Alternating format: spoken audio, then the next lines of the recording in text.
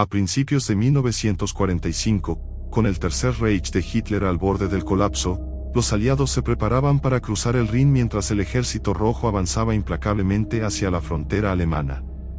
El año 1944 había sido desastroso para los alemanes en el frente oriental, culminando con la aniquilación del Grupo de Ejército Centro y la persecución del Ejército Rojo hasta las puertas de Varsovia. Ante una derrota inminente, Hitler tomó una decisión monumental: enviar sus últimas reservas blindadas para relevar a los defensores de la ciudad y asegurar los campos petrolíferos de Hungría.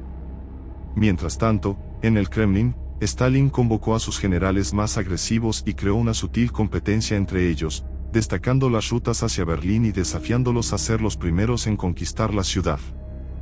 Hasta mediados de abril de 1945, el resultado de la guerra en Europa era indiscutible.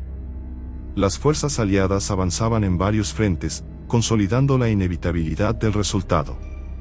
Berlín, una metrópoli reducida de 4,3 millones a 3 millones de habitantes desde el inicio de la guerra, asistía al colapso del régimen nazi, y solo los más fervientes partidarios mantenían alguna esperanza hasta el último momento. Hitler culpaba al pueblo alemán, considerándolo cobarde por no luchar con más firmeza.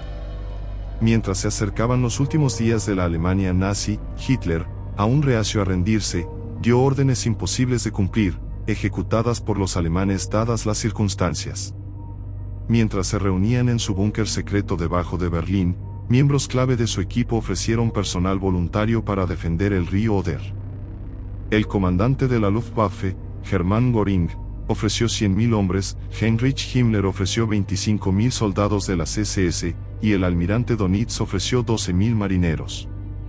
Sin embargo, el nuevo comandante del grupo de ejércitos Vístula, Gatzer de Heinrici, que había reemplazado a Himmler, no estaba de acuerdo con la incorporación de personal y creía que los soldados inexpertos serían inútiles y, al final, masacrados. Göring respondió afirmando que sus hombres de la Luftwaffe eran Übermenschen, o superhumanos. Hitler terminó la discusión diciendo a Heinrici que los refuerzos llegarían a tiempo. Heinrici no estuvo de acuerdo con la declaración, pero se la guardó para sí. En la Navidad de 1944, la moral entre los berlineses estaba en un punto crítico, y solo los más fervientes y fanáticos del régimen nazi abrigaban alguna esperanza. Los bombardeos aéreos británicos y estadounidenses continuaron intensificándose, lo que llevó a muchos residentes a pasar más tiempo en refugios que afuera. Pero no eran los británicos ni los estadounidenses a quienes realmente temían, era la persistente amenaza del Este, la URSS, cuya llegada era inevitable. Gracias al ministro de propaganda del Reich, Joseph Goebbels, los berlineses sabían que los soviéticos iban a llegar. En abril de 1945, los aliados se acercaban y Berlín, una ciudad fantasma en ruinas, estaba a punto de caer. Los cables eléctricos colgaban por todas partes, inundaciones y edificios en llamas dejaban la ciudad irreconocible. Los civiles vivían como ratas en agujeros. A esas alturas, estaba claro que sería una victoria militar para los aliados y los soviéticos, pero también era un presagio de lo que vendría. En 1944, la moral había mejorado tras la batalla de las Ardenas, que retrasó el avance aliado, pero los miembros más perspicaces del alto mando alemán, como Heinz Guderian, sabían que el Reich no estaba en condiciones de proteger su frontera oriental. Mientras tanto, Hitler seguía convencido de que las probabilidades no podían ser tan desfavorables. Heinrich Himmler lo validó, considerando la ofensiva soviética como un farol. Sin embargo, la ofensiva soviética se materializó tras la derrota del Grupo de Ejército Centro en la Operación Bagration de 1944. Ese invierno resultó sangriento a medida que los combates se acercaban a Alemania. Stalin, queriendo ajustar cuentas desde que Hitler rompió el pacto de no agresión, estaba decidido a llegar a Berlín antes que Eisenhower, utilizando a sus mariscales Choquev y Konev para alcanzar el Reichstag.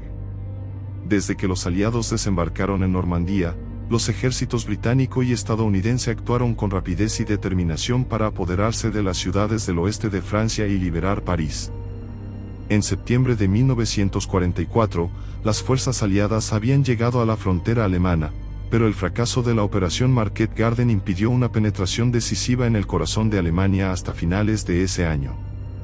En diciembre, Hitler lanzó una ofensiva infructuosa conocida como la Batalla de las Ardenas. 5 años después de que Hitler iniciara el conflicto más sangriento de la historia, la guerra volvía a Alemania. Mientras los angloamericanos avanzaban desde el oeste y los enormes ejércitos soviéticos descendían del este, el otrora gran imperio nazi se reducía cada día. En 1945, la Alemania nazi como potencia militar estaba prácticamente derrotada. Lo que quedaba era poco. Alemania se había reducido a un estrecho corredor, sin recursos, incapaz de abastecerse y sumida en el caos. Los propios alemanes sabían que la guerra no duraría mucho más. Con Hitler casi derrotado, Stalin invitó a Roosevelt y Churchill a Crimea para celebrar la conferencia de guerra final y la inminente victoria. Yalta fue elegida en febrero de 1945 por su clima relativamente cálido, en comparación con el frío invierno ruso. El palacio, con más de 100 habitaciones, era un espléndido escenario para la reunión. Stalin fue un anfitrión encantador, ofreciendo vinos y caviar de Crimea a sus invitados. Sin embargo, Charles de Gaulle no fue invitado, lo que generó un resentimiento profundo. De Gaulle atribuyó su exclusión a la antipatía personal de Roosevelt y a la oposición soviética. No invitar a de Gaulle a Yalta también dificultó su participación en la conferencia de Potsdam, ya que habría insistido en revisar los acuerdos alcanzados en su ausencia. La atmósfera en Yalta rápidamente dio paso a la tensión cuando los aliados revelaron a Stalin que habían encontrado una barrera en el oeste. El avance aliado desde Normandía había sido lento en el invierno, y las bajas seguían aumentando. Aunque la victoria era segura, miles de soldados aliados seguían muriendo. Stalin recibió esta información con escepticismo, creyendo que los occidentales querían que el ejército rojo sufriera más bajas para que los aliados angloamericanos no perdieran más hombres. Cada uno de los tres líderes tenía sus propios objetivos para la Alemania de posguerra. Roosevelt buscaba apoyo soviético en la Guerra del Pacífico y la participación en las Naciones Unidas, mientras que Churchill defendía elecciones libres en Europa. Stalin, por su parte, demandaba una esfera de influencia soviética en Europa del Este. Stalin aceptó, a regañadientes, que sus tropas soportarían la mayor parte de las bajas en la lucha por Berlín. A cambio, exigió garantías de control soviético en Europa del Este, buscando asegurar una zona de amortiguamiento y la expansión futura de su influencia. Los aliados acordaron dividir Alemania en zonas controladas por británicos, estadounidenses y soviéticos, incluyendo Berlín. Al final de la guerra, mientras las fuerzas aliadas rodeaban los campos de concentración nazis, los prisioneros eran obligados a realizar las llamadas marchas de la muerte. Estas marchas forzadas expusieron a los prisioneros a condiciones extremas, y miles murieron en el camino. En 1945, con el mapa de la posguerra definido, Stalin comenzó a planificar el último gran asalto de la guerra. Para él, era una oportunidad de asegurar su legado como un gran líder. Stalin, que siempre había aspirado a ser un comandante militar, veía este momento como la culminación de sus ambiciones desde los días en que pasó de ser el hijo de un zapatero en Georgia a convertirse en el líder del Estado comunista. Cuando Lenin enfermó y murió en 1924, Stalin asumió gradualmente el liderazgo del país. Durante su gobierno, el socialismo en un solo país se convirtió en un principio central del partido, y la nueva política económica de su predecesor fue reemplazada por una economía centralizada. Bajo el sistema del Plan Quinquenal, el país experimentó una rápida industrialización y colectivización, pero esto provocó perturbaciones significativas en la producción de alimentos, lo que contribuyó a la hambruna entre 1932 y 1933. Stalin instituyó la Gran Purga para eliminar a quienes consideraba enemigos de la clase trabajadora. Entre 1934 y 1939, más de 1 millón de personas fueron arrestadas y al menos 700.000 ejecutadas. Para Stalin, capturar Berlín representaba más que una simple victoria militar, era una oportunidad para vengar los crímenes de Hitler y las atrocidades cometidas contra el pueblo soviético durante la guerra. Adolf Hitler invadió la Unión Soviética con la intención de exterminar o esclavizar a su población en nombre de la supremacía alemana. La guerra fue brutal y genocida, con aldeas quemadas, ejecuciones masivas y prisioneros de guerra tratados como esclavos y dejados morir de hambre. Decenas de millones de personas perecieron. A medida que la guerra avanzaba, los soldados soviéticos, testigos de las atrocidades en su propio territorio, estaban decididos a llevar la lucha hasta el corazón de Alemania. En Alemania, las ciudades, incluida Berlín, fueron devastadas por años de bombardeos. Hitler declaró a Berlín una ciudad fortaleza, exigiendo que fuera defendida hasta el último hombre. La orden era resistir a toda costa.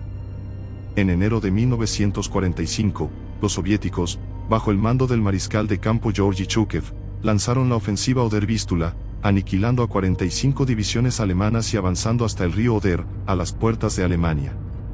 El miedo se apoderó de los ciudadanos de Berlín, que sabían que el Ejército Rojo estaba cada vez más cerca. Zhukov, conocido por su brutalidad y determinación, recibió la tarea de liderar el asalto final a Berlín.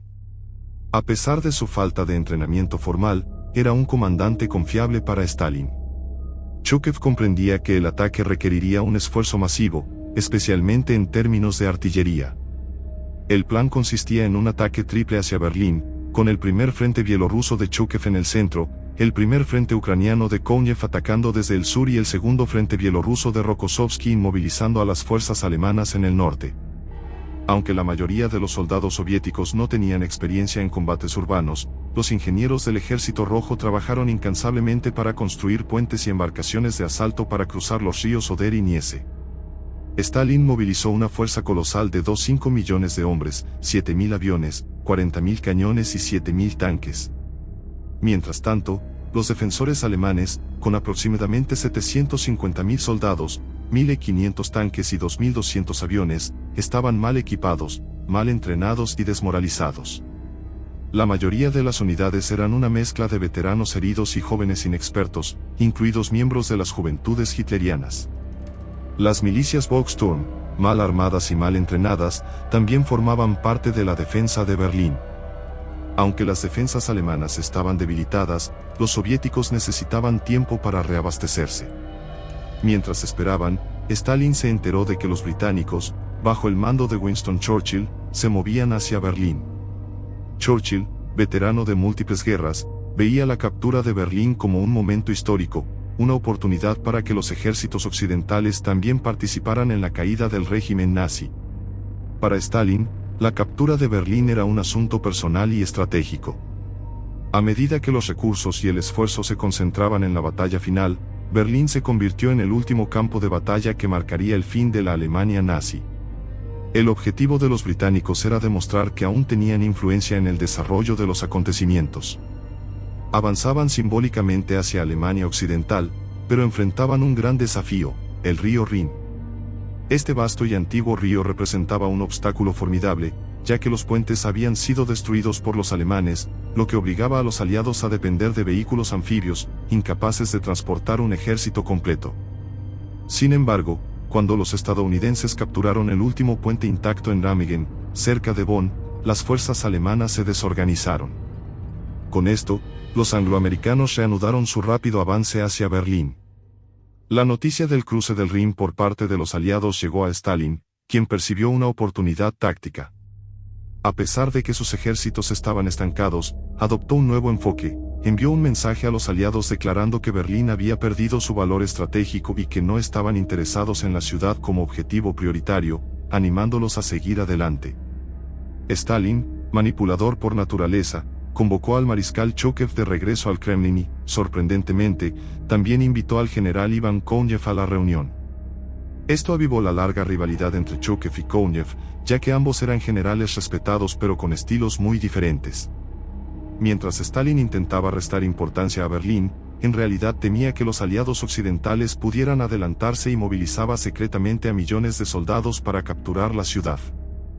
Desde un punto de vista militar, una carrera hacia Berlín era peligrosa e imprudente, pero para Stalin, era esencial tanto política como emocionalmente. Había una razón adicional: Stalin tenía información secreta de que los alemanes habían detonado una bomba en Turingia, similar a una bomba atómica, y que el laboratorio atómico de Hitler estaba en Berlín. Por lo tanto, la captura de Berlín no solo tenía implicaciones militares, sino también intereses nucleares. Winston Churchill, por su parte, había anticipado los peligros de las dictaduras y fue uno de los primeros en reconocer la amenaza de Hitler y el bolchevismo. Sabía que una nueva batalla por el control de Europa del Este estaba en marcha, y creía que los aliados occidentales tenían la responsabilidad moral de proteger la región de Stalin. Sin embargo, el 12 de abril de 1945, con la muerte repentina del presidente Roosevelt, las perspectivas de que Churchill convenciera a los estadounidenses de avanzar hacia Berlín se vieron comprometidas. Ahora, la decisión recaía en el comandante supremo de las fuerzas aliadas, Dwight Eisenhower, quien ordenó a sus tropas centrarse en aislar y derrotar a la Wehrmacht en el sur de Alemania. Eisenhower no veía la captura de Berlín como una prioridad, especialmente con la inminente batalla en Japón, que se esperaba fuera brutal. A pesar de los intentos de Churchill y del general George S. Patton de continuar el avance hacia Berlín, el general Omar Bradley advirtió que la captura de la ciudad podría costar hasta 100.000 bajas. Finalmente, Eisenhower ordenó detener el avance de las tropas aliadas en los ríos Elba y Mulde el 15 de abril de 1945, dejando el camino libre para los soviéticos. Stalin intensificó sus planes, ordenando a sus generales que capturaran el Reichstag en 2 semanas.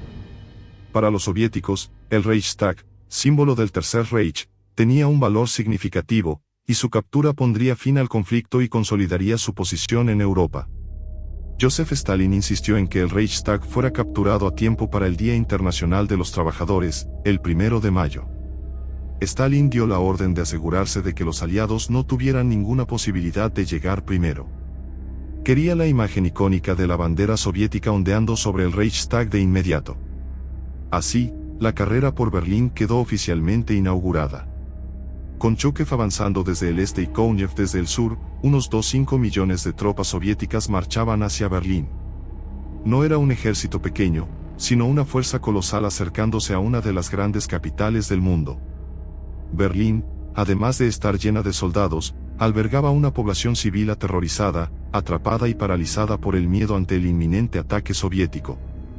A medida que corrían las noticias sobre la llegada de los rusos, algunos intentaban escapar mientras aún era posible. Sin embargo, la mayoría de la gente solo quería sobrevivir, especialmente las familias y madres, decididas a protegerse ante la catástrofe inminente. Se erigieron defensas improvisadas y fortificaciones en un esfuerzo desesperado por defender la capital. Mientras tanto, el ejército alemán cavaba trincheras en las afueras de la ciudad. La primera línea de defensa estaba en Seeloix, las llamadas Puertas de Berlín, una posición estratégica debido a su terreno elevado, ofreciendo una vista perfecta del valle. El ejército de Zhúkov debía enfrentar este terreno escarpado y fuertemente defendido si quería cumplir el plazo de Stalin. Para lograrlo, Zhúkov decidió llevar a cabo el mayor bombardeo de artillería jamás visto. Cuando los cañones se silenciaron, las tropas soviéticas avanzaron con tanques y gritos hacia Berlín, sorprendiendo a muchos defensores alemanes. Sin embargo, a pesar del impresionante bombardeo, el ataque reveló problemas significativos. La destrucción del terreno dificultó el avance de las tropas soviéticas, y el humo de los proyectiles cegó a la infantería, causando caos. La situación empeoró cuando los soviéticos comenzaron a atacar sus propias formaciones por error. Además, los alemanes habían anticipado el ataque, evacuando a muchas de sus tropas de primera línea. Esto resultó en una masacre para las fuerzas de Zhúkov, que avanzaban a través de campos minados y tierras inundadas. A pesar de las dificultades, Zhúkov ordenó un ataque inmediato con sus ejércitos de tanques, pero muchos vehículos quedaron atascados, y las defensas alemanas, bien camufladas, emboscaron a los tanques soviéticos con cañones y lanzacohetes. Después de 3 días de intensos combates y grandes bajas, las tropas soviéticas finalmente lograron romper la última línea defensiva. Sin embargo, el avance de Zhúkov fue más lento de lo planeado. Stalin, al enterarse del estancamiento en Seeloix, llamó a Zhúkov para cuestionar su desempeño y provocarlo con la posibilidad de que Kounev, su rival, llegara primero a Berlín. Al mismo tiempo, Stalin animó a Kounev, avivando la competencia entre ambos. Esto empujó a Zhúkov a ordenar un ataque frontal, ignorando las reglas básicas de la guerra de tanques, y perdió 30.000 hombres en el proceso. A pesar de las pérdidas, logró acercarse a las afueras de Berlín. Mientras tanto, los aliados occidentales, al mando de Dwight Eisenhower, habían llegado al río Elba, pero decidieron no avanzar más. Eisenhower, conocido por sus decisiones mesuradas, decidió no apresurarse hacia Berlín, evitando un gran costo en vidas aliadas. Esto provocó preocupación entre los británicos, especialmente en Churchill, que veía la captura de Berlín como crucial. Sin embargo, Stalin no compartía este valor por la vida de sus soldados. Para él, las pérdidas eran solo estadísticas, y la prioridad era capturar la ciudad. El 20 de abril, cumpleaños de Hitler, la artillería soviética comenzó a bombardear los suburbios de Berlín. Chokhev y Kounev avanzaban rápidamente hacia la ciudad, mientras los líderes nazis intentaban huir. Los soldados alemanes que mostraban signos de cobardía eran ejecutados y colgados en las calles con carteles que los identificaban como traidores. A la mañana siguiente, la artillería soviética lanzó un ataque masivo sobre el centro de Berlín. Los restos de las defensas alemanas intentaron resistir, pero el ejército de Chokhev siguió avanzando. Hitler seguía confiando en un contraataque que nunca llegó. Al final, Chokhev y Kounev habían llegado a las puertas de Berlín, y la caída de la ciudad era solo cuestión de tiempo. Cuando, al día siguiente, quedó claro que el grupo de tareas de Steiner no tenía las fuerzas ni las municiones suficientes para lanzar un ataque, Hitler finalmente se quebró y admitió, por primera vez, que todo estaba irremediablemente perdido. Cuando los soviéticos penetraron en la ciudad, el general Weidling fue nombrado comandante del área de defensa de Berlín. Sin embargo, cuando Weidling tomó el mando, solo contaba con unos 45.000 soldados de la Wehrmacht y las SS, además de poco más de 40.000 miembros de la Volkssturm, y unos escasos 60 tanques sin combustible para defender la ciudad contra alrededor de unas 5 millones de tropas soviéticas. Inevitablemente, los ejércitos de Chokhev lograron hacer retroceder a los defensores desde los suburbios del este y sureste hacia el 23 de abril, mientras que otros flancos soviéticos reforzaban su control alrededor de la ciudad. Con la derrota a la vista, muchos defensores comenzaron a deponer las armas, aunque algunos continuaron resistiendo fanáticamente. En el aeropuerto de Tempelhof, un grupo mixto de defensores alemanes, liderados por las SS, incluidos alrededor de 100 miembros de las juventudes hitlerianas, causaron estragos en los tanques e infantería soviéticos atacantes. Fue necesario un bombardeo aéreo y de artillería masivo para capturar finalmente el aeropuerto. En ese momento, el asedio de Berlín estaba completo. Hitler, en un estado maníaco, prometió a Weidling que otro contraataque masivo del 12º ejército del general Wenck llegaría para ayudar a los defensores. Sin embargo, Wenck no tenía intención de embarcarse en una misión suicida y, en su lugar, se movió para relevar a las tropas alemanas rodeadas más al este. El 25 de abril de 1945, los rusos se encontraron por primera vez con los aliados occidentales en el río Elba, lo que dio lugar a grandes celebraciones. Con el frente occidental pacificado, el destino de Berlín estaba sellado en manos del Ejército Rojo. Para muchos berlineses, significaba el final de su ilustre ciudad. En medio de la destrucción, surgió la idea de un último concierto en la Filarmónica de Berlín, que tuvo lugar el 12 de abril, con pastillas de cianuro distribuidas entre los asistentes como una oscura despedida.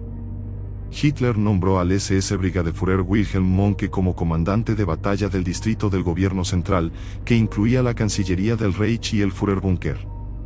Bajo el mando de Mohnke había más de 2.000 hombres. Weidling organizó las defensas en 8 sectores designados de la A a la H, pero la mayoría de los comandantes carecían de experiencia en combate. La Volkssturm, una milicia formada por hombres de entre 16 y 60 años, tenía unos 60.000 miembros en Berlín, aunque muchos no estaban armados. Una de las pocas unidades importantes que quedaban para defender la ciudad era el LBI Cuerpo Panzer, mientras que el resto de la ciudad estaba defendido por lo que quedaba de las SS, la Volkssturm y las juventudes hitlerianas. Mientras tanto, Hitler continuó denunciando traiciones percibidas en su búnker. A medida que el Ejército Rojo avanzaba, muchos miembros de la Volkssturm mayores buscaron esconderse, mientras otros, más fanáticos, luchaban hasta el final. Un ejemplo notable fue el Tercer Batallón Siemensstadt, formado principalmente por veteranos de la Primera Guerra Mundial y trabajadores de fábricas. Resistieron en Friedrichsfelde hasta el 2 de mayo, cuando solo les quedaban 50 fusiles y 2 ametralladoras ligeras. La artillería soviética y los bombardeos aliados habían reducido Berlín a escombros. Sin esperanzas de alivio, Weidling instó a Hitler a intentar una fuga hacia el oeste, pero Hitler se negó, reafirmando su intención de caer junto a sus tropas. Durante los días siguientes, el Ejército Rojo intensificó su ataque a la ciudad. Choquev avanzaba hacia el centro de Berlín, y el octavo ejército de la Guardia ya había penetrado en Tiergarten, mientras que el tercer ejército de choque cruzó el río Spree. El objetivo final, el Reichstag, símbolo del Tercer Reich, estaba a su alcance. Para los soviéticos, capturar el Reichstag sería la culminación de todo el esfuerzo bélico. Mientras tanto, Hitler, atrapado en su búnker, comenzó a aceptar que todo se desmoronaba. El sonido de las explosiones rusas sobre Berlín indicaba que la caída de la ciudad era inminente. En su última aparición pública, Hitler fue filmado entregando medallas a los jóvenes defensores de la ciudad, un gesto simbólico de una lucha condenada. A pesar de los consejos de su círculo cercano para huir, Hitler estaba decidido a enfrentar la invasión rusa.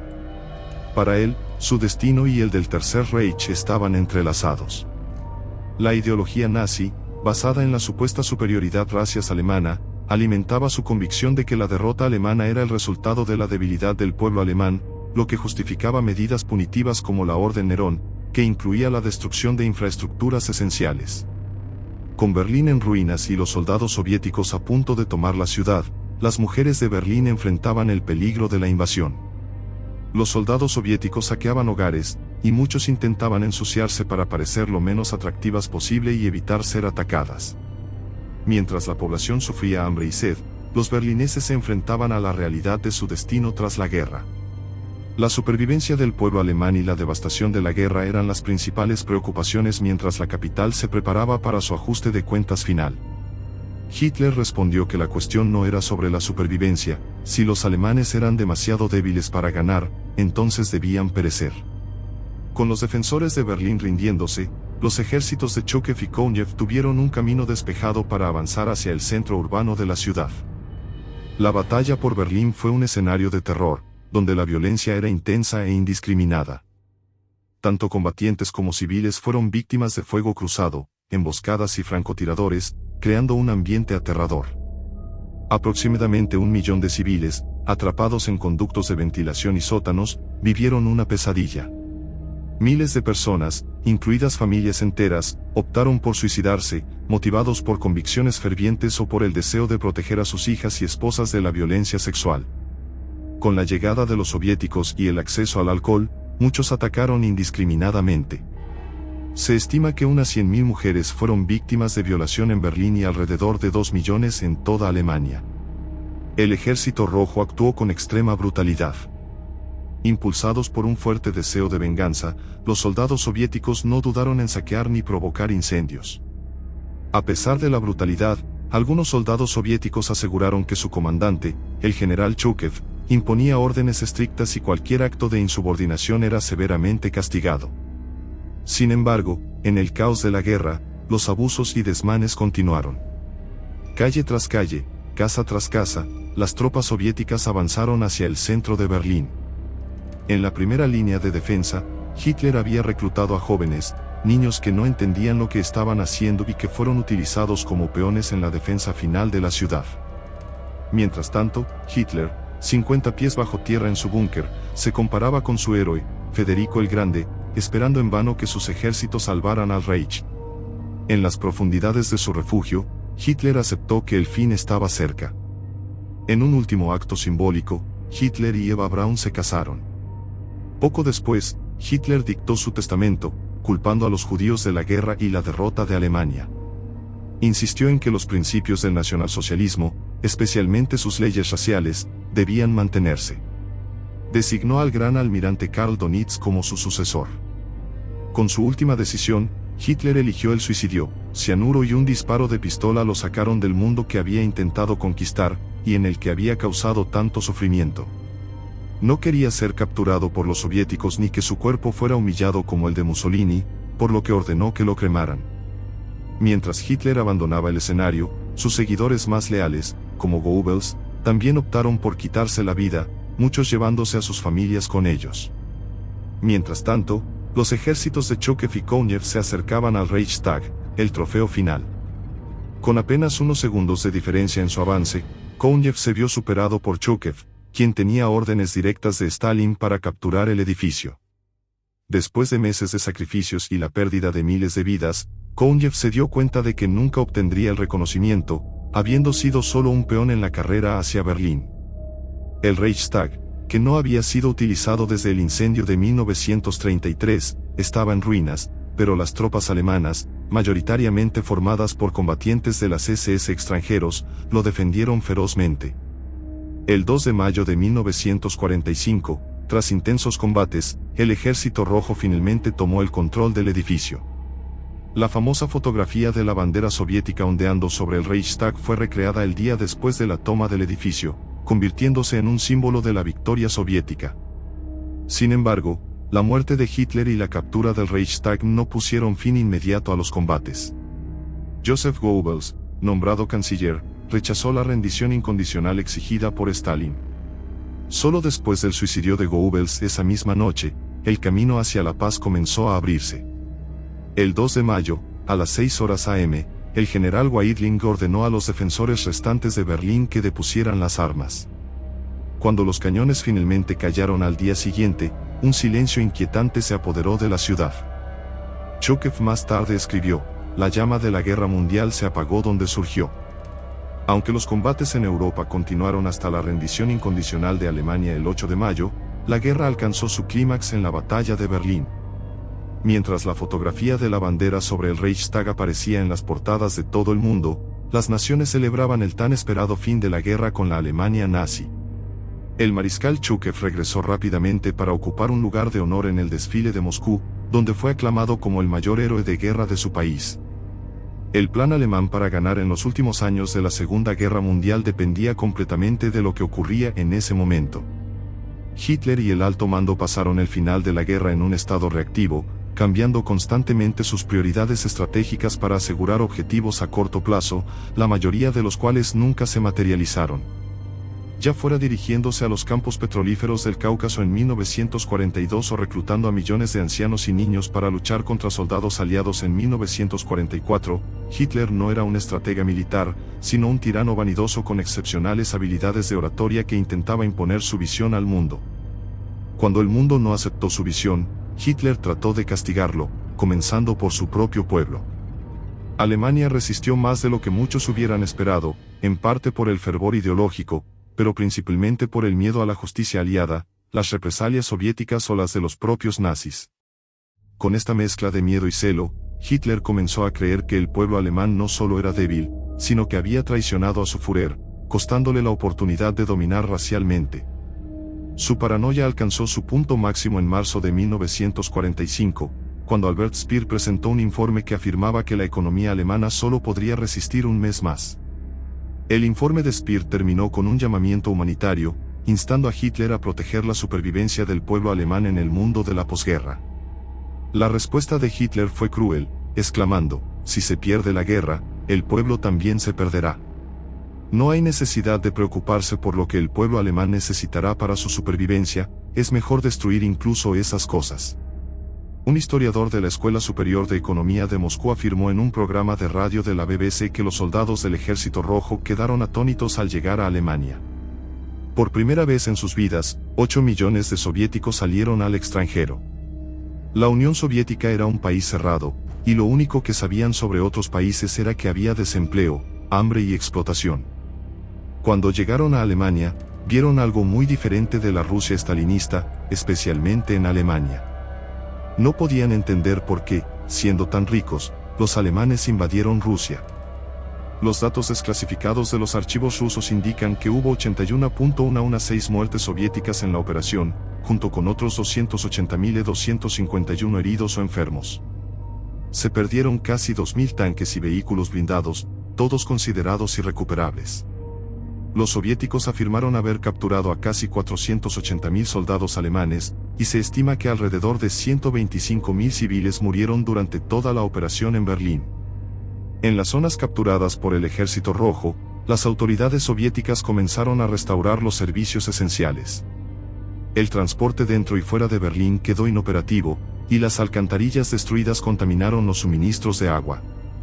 Los soviéticos designaron a líderes locales para organizar la limpieza y distribuir alimentos a través de comedores sociales. Sin embargo, después de la capitulación, los soviéticos arrestaron a cualquier persona uniformada, incluidos bomberos y trabajadores ferroviarios. Nikolai Bersarin, comandante del Ejército Rojo en Berlín, introdujo severas penas, incluida la pena de muerte, por saqueo y violación. A pesar de los esfuerzos soviéticos por proporcionar alimentos, el hambre seguía siendo un problema.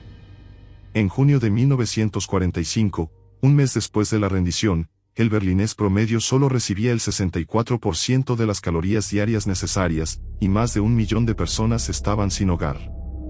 Para Stalin, la batalla apenas comenzaba. Ordenó a sus tropas en Berlín que empezaran a buscar el botín de guerra. Fábricas, bibliotecas, obras de arte, todo fue desmantelado y enviado a la Unión Soviética.